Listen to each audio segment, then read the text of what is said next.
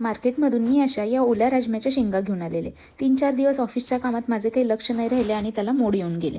नंतर मी त्याची ही राजम्याची भाजी बनवली. त्याच्यासाठी मी थोडेसे काळे मिरे, दालचिनीचा तुकडा, 2 वेलदोडे, 1 तमालपत्र, चवीप्रमाणे मीठ आणि थोडेसे पाणी घालून लो मिडियमवर आपल्याला याच्या कुकरला 2 शिट्ट्या करून घ्यायच्या आहेत. तुमच्या कुकरच्या जर शिट्ट्या फास्ट होत असतील तर तुम्ही 3 शिट्ट्या देखील करू शकता. इकडे मी सुके खोबरे घेतलेले आहे. त्याच्यामध्ये लसूण, कोथिंबीर, अद्रक आणि टोमॅटो याचा आपल्याला छान पेस्ट बनवून घ्यायची आहे. राजम्याला टोमॅटो हे भरपूर वापरा, तरच राजम्याला चव छान येते. कढईमध्ये इथे मी मोहरीचे तेल घेतलेले आहे. त्यात जिरे आणि कांदा टाकून छान परतून घ्यायचा आहे. कांदा छान ब्राउनिश कलरवर परतला की आपल्याला हे वाटण त्याच्यामध्ये ॲड करायचं आहे आणि तेल सुटेपर्यंत वाटण देखील छान परतून घ्यायचे आहे. कुकर देखील इकडे थंड झाला होता. बघू शकता राजमा व्यवस्थित शिजलेला आहे. त्यातील तमालपत्र आणि खडे मसाले जे आपण घातले होते ते बाजूला करून घेतले.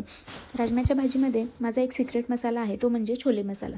2 चमचे छोले मसाला, थोडीशी हळद, थोडीशी धनेपूड टाकून आपल्याला व्यवस्थित मिक्स करायचं आहे आणि राजम्यामध्ये हवे तेवढे पाणी घालून आपल्याला हे गरम उकळायचं आहे आणि ते उकळते पाणी याच्यामध्ये मिक्स करून घ्यायचं आहे. इथे मी एक उकडलेला बटाटा छान बारीक कुस्करून घेतलेला आहे, तो देखील ॲड केलेला आहे. तुम्ही देखील नक्की ट्राय करा, खूप छान लागतो. त्याच्यामध्ये चवीप्रमाणे मीठ आणि थोडीशी कसुरी मेथी टाकलेली आहे. भाजी पूर्ण उकळून झाली की आपल्याला वरून 1 चमचा तूप घालून घ्यायचे आहे. हा राजमा चपाती किंवा भातासोबतही अप्रतिम लागतो.